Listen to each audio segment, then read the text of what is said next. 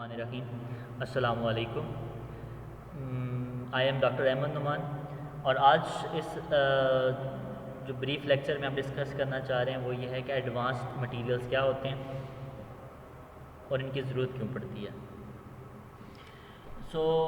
इस लेक्चर के अंदर हम एक तो ये डिफ़ाइन करेंगे कि कौन से मटेरियल हैं जिनको हम कंसिडर करते हैं कि वो एडवांस मटेरियल्स हैं, इनकी इम्पोर्टेंस क्या है और इनको इनकी एप्लीकेशन मेनली कहाँ कहाँ पे है और हमारी लाइफ में इन एडवांस मटेरियल्स का क्या रोल है।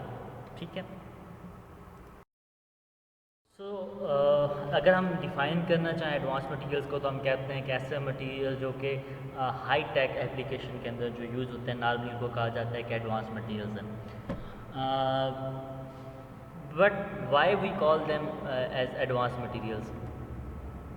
नॉर्मली एडवांस मटेरियल्स हम उन मटेरियल्स को कहते हैं कि जिनकी प्रॉपर्टीज़ को है वो इन्हांस किया जाता है। फॉर एग्ज़ाम्पल हमारे पास कुछ ट्रेडिशनल मटेरियल्स हैं जो कि सदियों से यूज़ हो रहे हैं, लेकिन उनकी जो प्रॉपर्टीज़ हैं वो इतनी अच्छी हैं तभी वो इतने अरसे से यूज़ हो रहे हैं, लेकिन उनके अंदर कुछ इम्प्रूवमेंट की ज़रूरत है। तो उनको हम डिफरेंट वे से उनके अंदर हम कंपोजिट बना के उसके अंदर मॉडिफिकेशन करके उनके अंदर कोई और मटेरियल ऐड करके हम उनकी प्रॉपर्टीज़ को जो है वो इन्हेंस करते हैं ताकि वो जो है उनकी जो प्रॉपर्टीज़ हैं या एप्लीकेशन जहाँ पे यूज़ करते हैं वो बेटर परफॉर्मेंस दें। कोई भी ऐसा ट्रेडिशनल मटेरियल जिसको किसी एप्लीकेशन के लिए उसकी प्रॉपर्टीज़ को इन्हांस किया जाए थ्रू डिफरेंट केमिकल और अदर वेज, तो ऐसे मटेरियल्स को हम कहते हैं कि ये एडवांस मटेरियल्स हैं। सिमिलरली कोई ऐसे एप्लीकेशंस हैं जिसके अंदर हम जो हमारे पास अवेलेबल मटेरियल्स हैं उनकी परफॉर्मेंस अच्छी नहीं है, तो अगर हम कोई नया मटेरियल डेवलप करते हैं, सिंथेसाइज करते हैं किसी स्पेसिफिक हाई टेक एप्लीकेशन में यूज़ करने के लिए, तो ऐसे मटेरियल्स को भी हम कहते हैं कि these are the advance materials. जितने भी ऐसे मटेरियल्स हैं कि जिनकी परफॉर्मेंस को इन्हेंस किया जाता है थ्रू डिफरेंट वेज, चाहे वो ट्रेडिशनल मेथड्स हैं, ट्रेडिशनल मटेरियल हैं या नए हम डेवलप करते हैं, तो ये जितने भी ऐसे मटेरियल्स हैं जो नॉर्मल उनके जो कंपेरेबल मटेरियल उनकी परफॉर्मेंस हाई होती है, तो ऐसे मटेरियल्स को हम कहते हैं एडवांस मटेरियल्स। इसके अंदर जो मटेरियल्स की जितनी भी कैटेगरीज हैं जैसे मेटल्स हैं, सिरेमिक्स हैं, पॉलीमर्स हैं और जो चौथी क्लास है मटेरियल की जिसको हम कंपोजिट्स कहते हैं, तो ये चारों तरह के मटेरियल जो हैं इस कैटेगरी में आ सकते हैं। ज़रूरी नहीं है कि वो सिर्फ कंपोजिट से हों या सिर्फ मेटल से हों। तो ऐसे मटेरियल जैसे अगर हम पॉलीमर्स की बात करें तो काफ़ी सारे पॉलीमर्स हैं, जैसे फॉर एग्जांपल जो एथलीट्स होते हैं जिनके स्पेशल इलास्टिक पॉलीमर यूज़ किए जाते हैं उनके ड्रेसेस के अंदर भी और चीज़ों के अंदर भी, जो कि बहुत ज़्यादा फ्लेक्सिबल होते हैं और उनकी स्ट्रेंथ भी काफ़ी होती है, तो उनके अंदर जो है वो काफ़ी सारी जो है मॉडिफिकेशन की जाती है। तो इस तरह के मटेरियल जो है फॉर एग्जाम्पल जो हैं वो भी वो आएंगे एडवांस मटेरियल्स के अंदर आएंगे, जो कि मटेरियल्स जो है पॉलीमर्स काइंड ऑफ मटेरियल की जो कैटेगरी है। ठीक है। इसी तरह मेटल्स के अंदर, सिरेमिक्स के अंदर जो है वो डिफरेंट जो है वो मॉडिफिकेशन की जाती है और उनको हाई टेक एप्लीकेशन में यूज़ किया जाता है। लेकिन एक प्रॉब्लम सिर्फ ये होता है इन एडवांस मटेरियल के, जनरली जो होते हैं एडवांस मटेरियल्स, क्योंकि उनके ऊपर काफ़ी सारा वर्क किया जाता है, बहुत सारी मॉडिफिकेशन की जाती हैं, तो इनकी जो प्राइस होती है मोस्टली हाई होती है।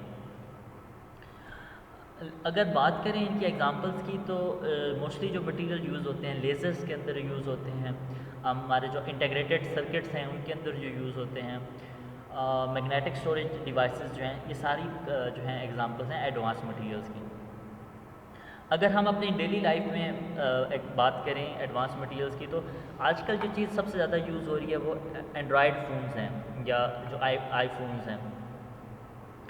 अब ये जितने भी टच मोबाइल्स हैं इनका जो ग्लास है वो स्पेशल ग्लास बना होता है। जो पुराने फ़ोन थे या जो अभी भी लो कॉस्ट मटेरियल्स हैं वो सिंपल ग्लास होता है, लेकिन जो अभी हाई टेक फ़ोन्स आ रहे हैं, आप सैमसंग की बात करें या जो आईफोन की बात करें, तो उनका ग्लास जो होता है वो बहुत हार्ड होता है। आप उसके ऊपर मैंने खुद एक दफ़ा ट्राई किया कि अगर हम जो हमारे पास पेपर कटर होता है, नाइफ़ कटर होता है, उससे भी स्क्रैच करने की कोशिश की तो सैमसंग के फ़ोन के ऊपर वो स्क्रैच नहीं हो रहा। तो वो हाईली रेजिस्टेंट होते हैं स्क्रैच से, या अगर वो गिरते हैं तो जो आसानी से अब टूटते नहीं हैं। इस तरह के नामी जो हम सैमसंग ग्लास यूज़ करते हैं तो हम उसको कहते हैं गोरिल्ला ग्लास कहते हैं।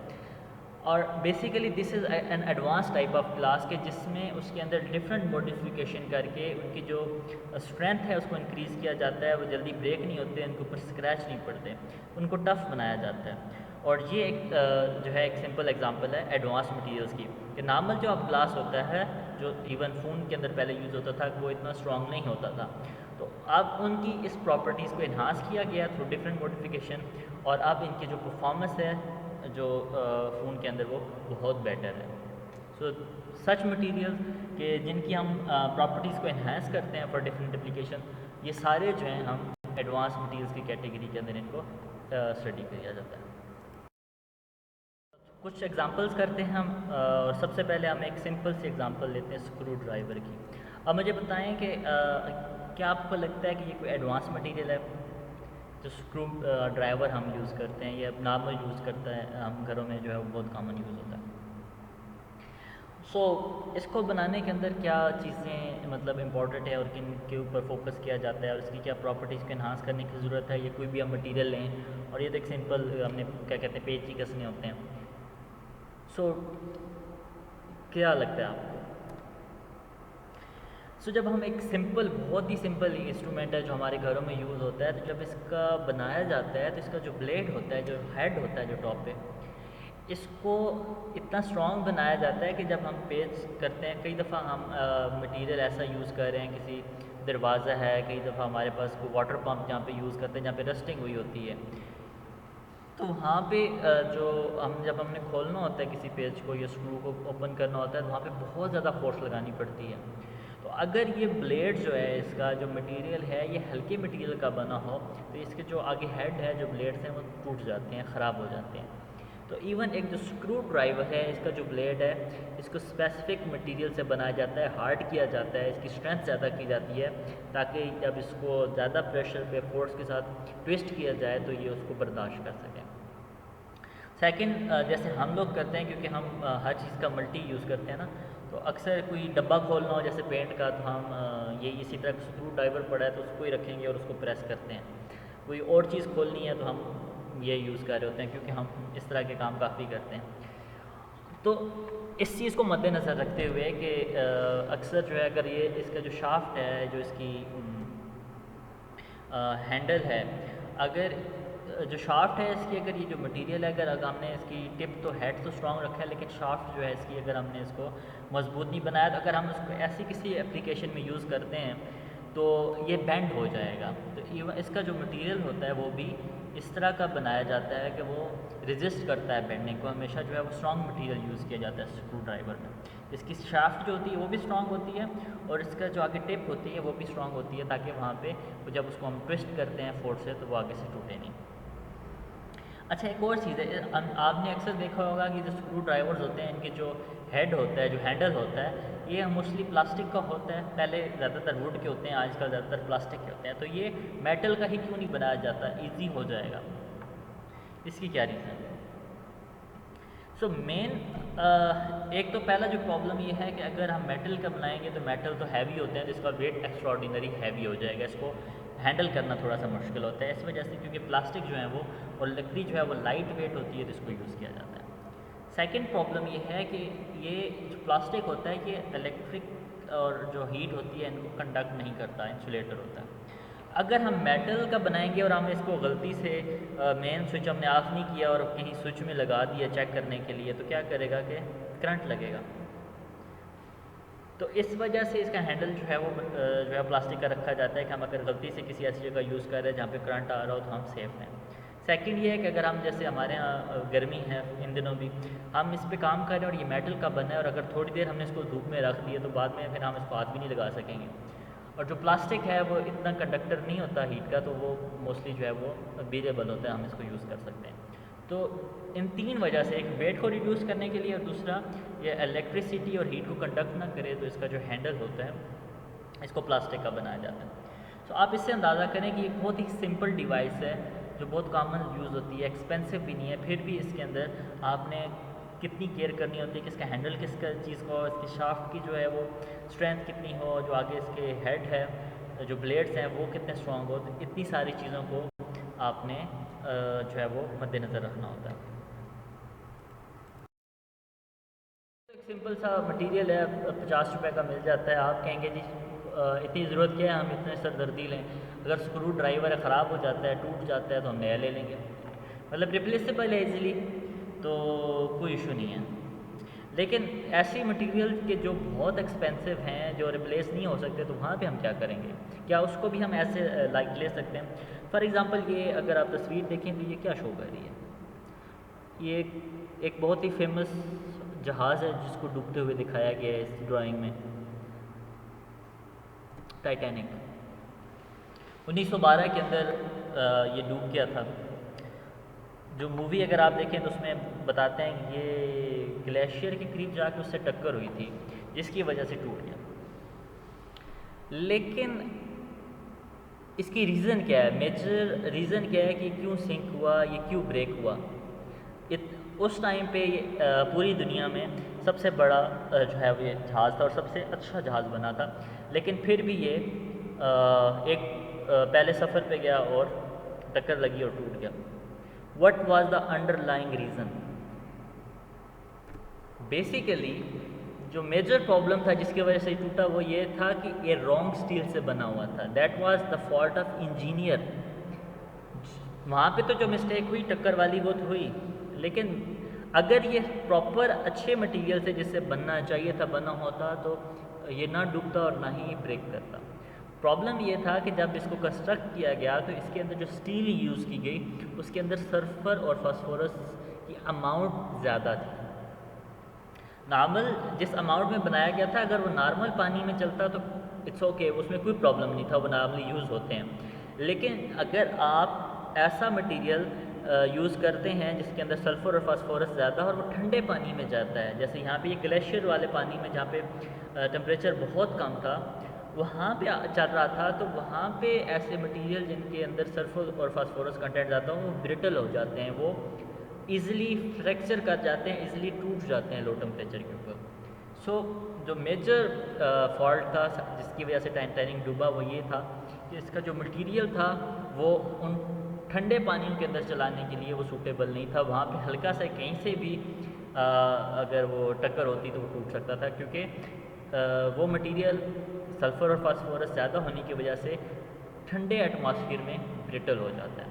सो that was the major reason जिसके अंदर इतना नुकसान भी हुआ और इतनी ज़्यादा लाइफ्स का जो है वो भी गई, जाने गई। सो दैट शोज़ के जो हाई टेक हमारे पास इंस्ट्रूमेंट हैं या डिवाइसेस हैं उनके अंदर कितना इम्पोर्टेंट है कि हम उनकी जो कंपोजिशन है उस जो है वो प्रॉपर होनी चाहिए, जहाँ जिस एप्लीकेशन में हमने यूज़ करना है उसके हिसाब से। लेट्स आगे देखते हैं, एक एग्जांपल और देखते हैं। आज इंट्रोडक्शन कह रहे हैं ना एडवांस मटेरियल्स का, तो बेसिक बजाय हम उसके डायरेक्ट जाएं कि एडवांस मटेरियल हम यूज़ करते हैं उनके क्या फ़ायदे हैं, तो पहले हम ये देखें कि हमें ये मटेरियल्स बनाने की ज़रूरत क्यों पड़ती है। अगर हम नॉर्मल मटेरियल यूज़ करते हैं तो हमें प्रॉब्लम क्या आता है। टाइटैनिक की मिसाल तो हमने देखी, अब एक और एग्जांपल देखते हैं।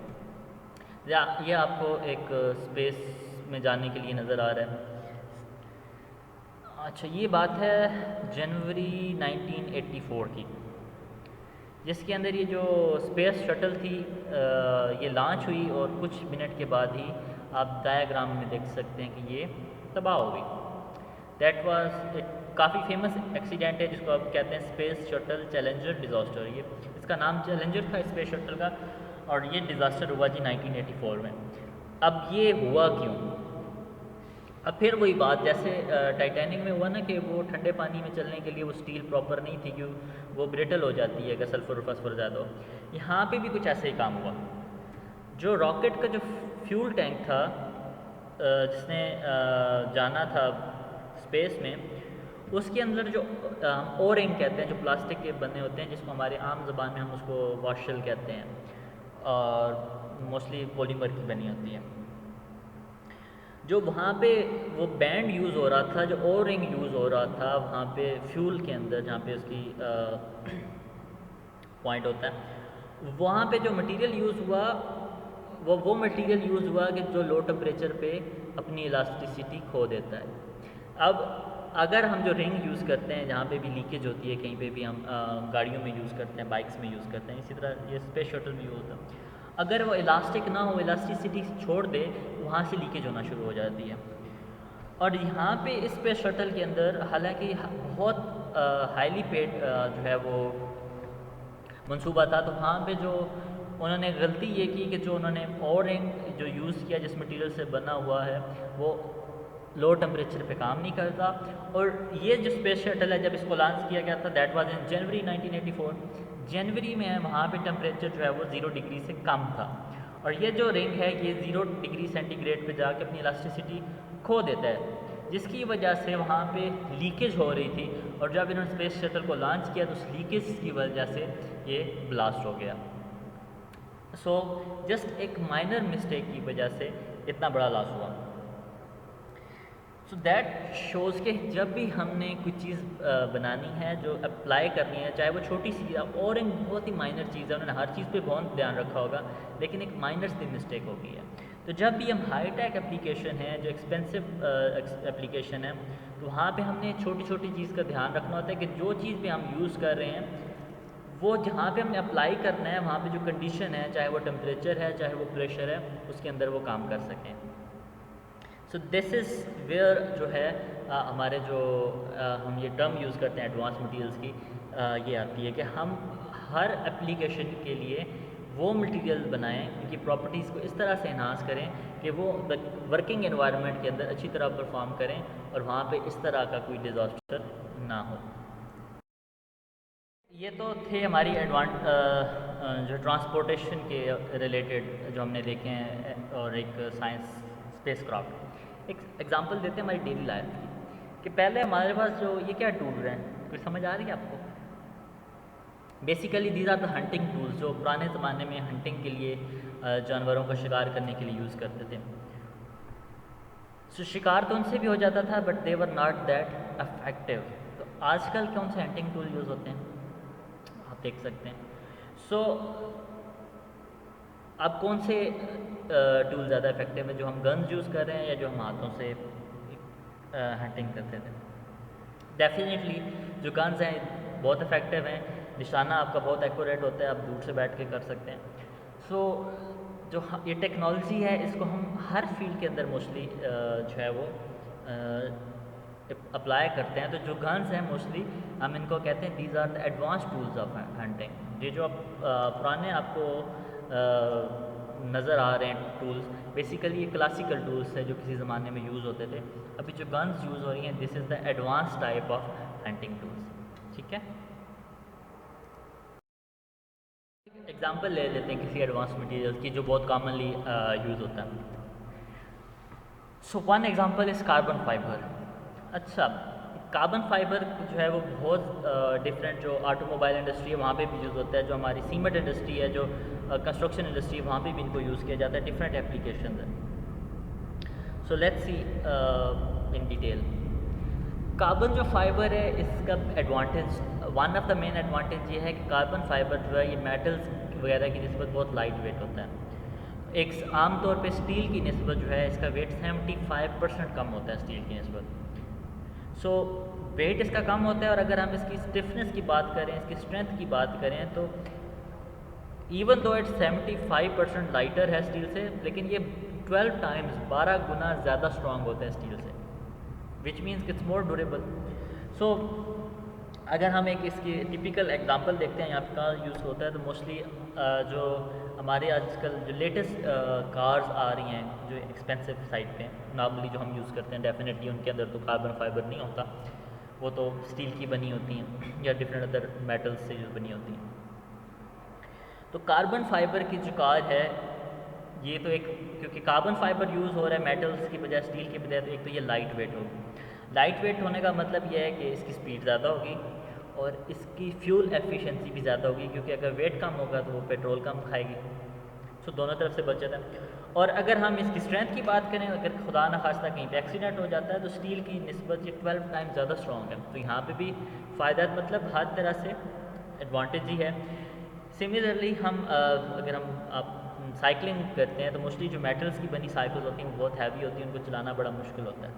जो एलुमिनियम की बाइक्स होती हैं रिलेटिवली जो है वो लाइटर होता है एलुमिनियम, तो वो ईजी होता है। और इसी तरह जो अगर कार्बन फाइबर की बनी हम बाइसिकल चलाते हैं, दो दे आर एक्सपेंसिव, लेकिन वो बहुत लाइट वेट होती हैं, उनको चलाना बहुत आसान होता है, आप उस पर थकते नहीं हैं और वो ज़्यादा ड्यूरेबल होती हैं।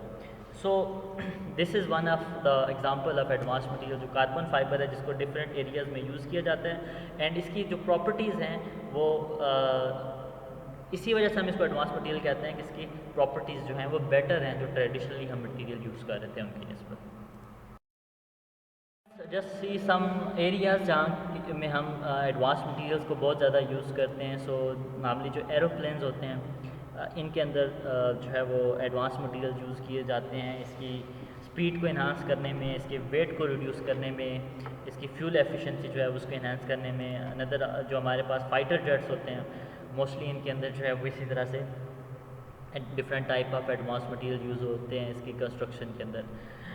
और एक और बहुत जो रैपिडली ग्रोइंग मटेरियल है जिसके अंदर हमारी चिप्स वगैरह होती हैं, जो आईसी इंटीग्रेटेड सर्किट्स होते हैं, इनके अंदर बहुत ज़्यादा एडवांसमेंट आ रही है, क्योंकि जो ऑलरेडी जो अवेलेबल सर्किट्स हैं, जो चिप्स हैं वो इतनी अफेक्टिव नहीं है। तो जो नई अब चिप्स यूज़ की जा रही हैं वो विद बेटर और एडवांस प्रॉपर्टीज़ होती हैं।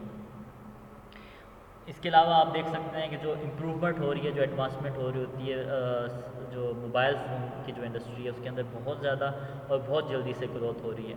जो 10 साल पहले जो हमारे पास फ़ोन थे और अब जो हमारे पास 10 साल बाद जो फ़ोन अवेलेबल हैं, आप उसमें देख सकते हैं कि कितनी एडवांसमेंट आई है। और बेसिकली ये पॉसिबल हुआ है उस जो रिसर्च है कि हम जो मटीरियल्स हैं उनकी प्रॉपर्टीज़ को इन्हेंस करते जा रहे हैं और हमारे पास बहुत बेटर प्रोडक्ट्स आ रही हैं पहले की निस्बत। आप देखेंगे जो पहले हमारे पास मोबाइल थे, जब टच फ़ोन आए हैं, अगर टच मोबाइल्स की बात करें तो उनका जो टच होता था वो इतना सेंसिटिव नहीं होता था, उसकी जो विजिबिलिटी होती थी, जो एलसीडीज़ उस वक्त यूज़ होती थी, वो रिज़ल्ट इतना क्लियर नहीं होता था, इतनी ड्यूरेबल नहीं होते थे, उनकी बैटरी टाइमिंग बहुत बुरी होती थी। तो अब हर लिहाज से जो है इसके अंदर जो एडवांसमेंट आई और अब हमारे पास जो प्रोडक्ट है वो बेटर है। मे बी 10 ईयर्स जो ये टेक्नोलॉजी है वो और बेटर हो जाएगी, क्योंकि अभी फर्दर जो है वो एडवांसमेंट जो है इनकी प्रॉपर्टीज़ में लाई जा रही है। एंड द लास्ट एग्जांपल हमारे पास है, this is of super computers. और जो हमारे पास इस टाइम पे जो सुपर कंप्यूटर्स हैं जो मोस्टली सबसे ज़्यादा चाइना और अमेरिका में हैं। So this is a very जो important example of advance material के जो कि आजकल करंटली यूज़ हो रहे हैं। आज के इस लेक्चर के लिए बस इतना ही। और अगर आपको कोई चीज़ इसमें समझ ना आई हो तो आप मुझसे पूछ सकते हैं और आप मुझे ईमेल कर सकते हैं। And thank you for listening and attention.